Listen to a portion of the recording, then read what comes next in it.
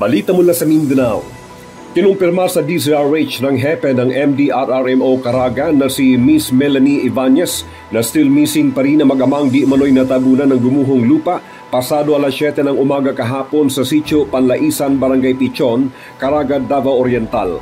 Sa pahayag mula kay Ginang Ibanez, ang sinapit na mag-ama ay mismong di manoy kinumpirma ng isa sa mga barangay kagawad ng Barangay Pichon. Mula kahapon hanggang sa ibinabalita natin ito, hindi pa nagagalaw ang landslide area. Ang exact location kung saan natabunan ang mga biktimang sina Roger Mukalay Gambong, 37 years old, at Michael Mukalay Gambong, 9 years old. Huling nakita sa lugar ang mga biktima. Hindi pa rin umano masimulan ang retrieval operation dahil sa continuous heavy rain shower dulot itong LPA sa Mindanao. Ayon sa Caraga CDRRMO, naka-standby sa pinangyarihan ang rescuer, subalit pinag-iingat din sila dahil sa peligro ng patuloy na bagsak na ulan sa lugar. Nasa area din ng mga tropa ng 66 sa Infantry Battalion ng Philippine Army na tumutulong din sa manpower at itong equipment sa area. Mula kahapon, kagabi at ngayong araw ng Miyerkules, dumarami ang reports ng landslide at baha mula sa mga CDRRMOs, MDRRMOs, PDRRMOs sa tatlong magkakatabing probinsya ng Davao Region. Sa Davao City naman, nawalang tigil din ang ulan. Alas 11 kaninang umaga nagpalabas na rin ng public advisory ang Mayor's Office para sa suspension ng classes in all levels sa public and private. Pinayagan na rin ang work from home arrangement sa mga national and local government units sa Davao City dahil sa nararanasan ding matinding baha sa lungsod ng Davao at mga karatig bayan sa Davao del Sur at Bukidnon, bunsod nitong LPA. Mula sa kaunahan sa Pilipinas, DZRH, ako si RH19, June Di Makutak, tuloy-tuloy sa pagbabalita, tuloy-tuloy na serbisyo, sama-sama tayo Pilipino.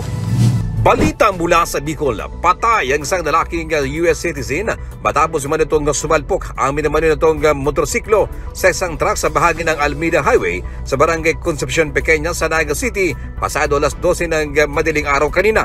Kinala ang biktima na si Michael David Pemsel ayon na rin sa ID at passport na nakuha dito. Ayon sa report ng Naga City PNP, sumalpok sa unahan ng bahagi ng truck ang minamaniw nitong motorsiklo ng dahilan para magtamo ito ng malubang sugat at ito ay dahilan sa kanyang agarang pagkamatay.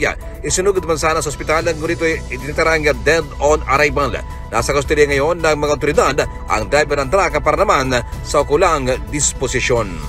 Para sa MBC Network News, Ruel Saldico, tuloy-tuloy sa pagkabalita, tuloy-tuloy ang serbisyo. Sama-sama tayo, Pilipino!